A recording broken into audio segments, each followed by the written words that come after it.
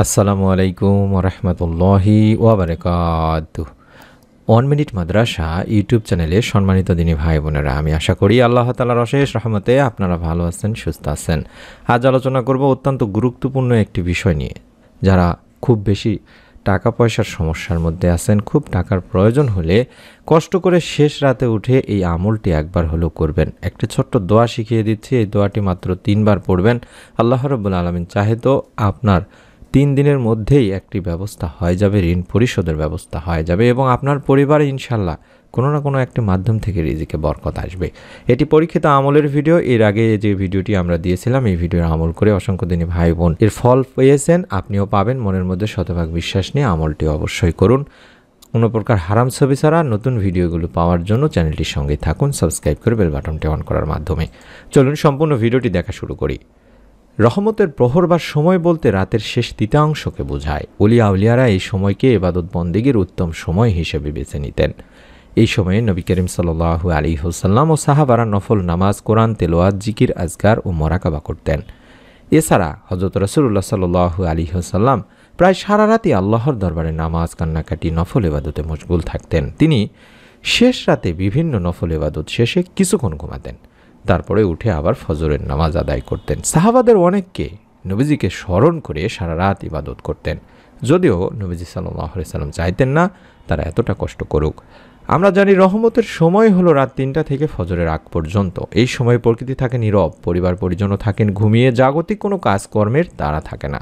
ফলে এই সময় আল্লাহর ধ্যান বা মোরাকাবা, নফল নামাজ আদায় করা কিংবা জিকির, আজকার, দরুদ পাঠ ও তাসবিহ তাহলিলের অতি উত্তম একটি সময়। গভীর রাতের এই ইবাদতগুলো এত মন দিয়ে করা যায় যে এতে সাধকেরা সাধনার সোপান অতিক্রমের উৎকৃষ্ট সুযোগ পান। রাতের তৃতীয়াংশের ইবাদতের কথা কোরআন ও হাদিসের বিভিন্ন স্থানে নির্দেশিত হয়েছে। বলা হয়েছে এ সময় আল্লাহ তাআলা বান্দার ডাকে অধিক সাড়া দেন। তিনি বান্দাকে অনুপ্রাণিত করতে থাকেন, তাকে ডাকতে বলেন, তার ইবাদত করে তার নৈকট্য লাভের আহ্বান করেন। হযরত আবু হুরায়রা রাদিয়াল্লাহু তাআলা আনহু থেকে বর্ণিত, হযরত রাসূলুল্লাহ সাল্লাল্লাহু আলাইহি ওয়াসাল্লাম বলেছেন, আমাদের প্রতিপালক প্রতি রাতের যখন শেষ তৃতীয়াংশ অবশিষ্ট থাকে তখন প্রথম আসমানে অবতরণ করেন এবং বলতে থাকেন, হে বান্দা, আমার কাছে প্রার্থনা করো, আমি তোমার প্রার্থনা কবুল করব। আমার কাছে তোমার কি চাওয়া আছে চাও, আমি তা দান করব। আমার কাছে তোমার জীবনের গুনাহের জন্য ক্ষমা প্রার্থনা করো, আমি তোমার গুনাহ মাফ করে দেব। বুখারী শরীফের একটি হাদিস।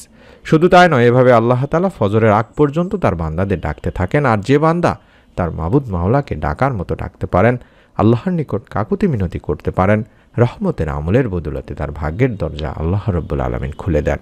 আর সেই সময়টিতে আমরা যদি আল্লাহ রাব্বুল আলামিনের কাছে আমাদের যত চাওয়া পাওয়াগুলো আছে, মনের নেক আশাগুলো আছে, সেগুলো যদি কয়েকবার দরুদ ও ইস্তেগফার পাঠ করে তুলে ধরতে পারি, আশা করা যায় আল্লাহ তাআলা আমাদের হাতকেও ফিরাবেন না।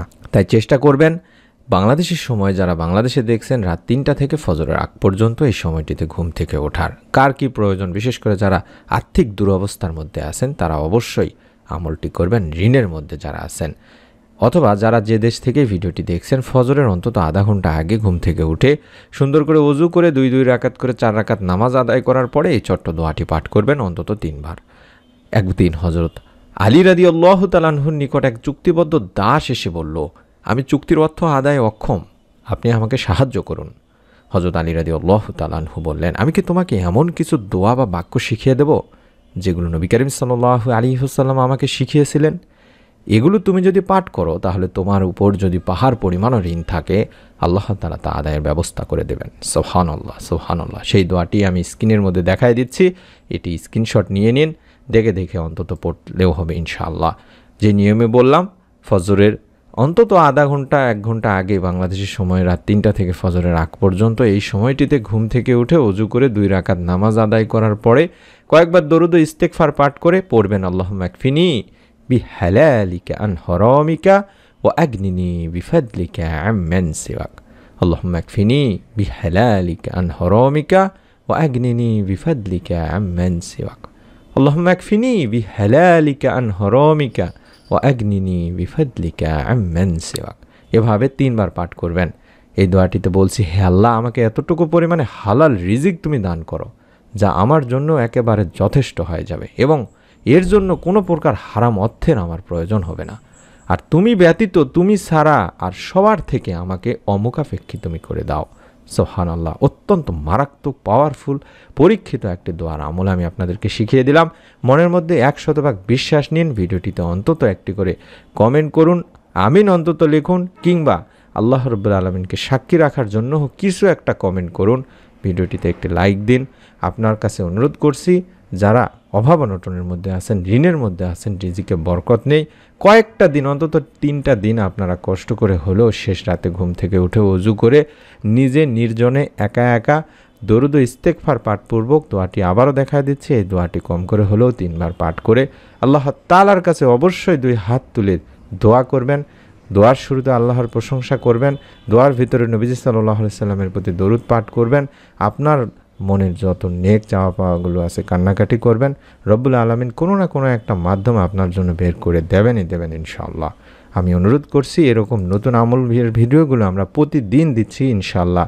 যারা আজকে প্রথম ভিডিও দেখছেন, এখন পর্যন্ত চ্যানেলটি সাবস্ক্রাইব করেননি, আপনারা জানেন বিগত 8-10 বছরেরও বেশি সময় ধরে আমরা কোনো প্রকার হারাম ছবি ছাড়া যেরকম ব্যাকগ্রাউন্ডে ভিডিও দেখছেন, এরকম ফুল ফলের ছবি দিয়ে ভিডিও দিয়ে যাচ্ছি। আশা করি ভবিষ্যতে ইনশাআল্লাহ আপনাদের দোয়ায় আল্লাহর অশেষ মেহেরবানিতে আমরা দেওয়ার চেষ্টা করেই যাব। আপনারা নতুন আমলের ভিডিও যাতে করে মোবাইলেই পেয়ে যান, তার জন্য চ্যানেলটি সাবস্ক্রাইব করার এবং বেল বাটনটি অন করে রাখার জোরালো অনুরোধ করছি দিনী ভাই বোনেরা। সকলে ভালো থাকুন, সুস্থ থাকুন। আসসালামু আলাইকুম ওয়া রাহমাতুল্লাহি ওয়া বারাকাতুহু।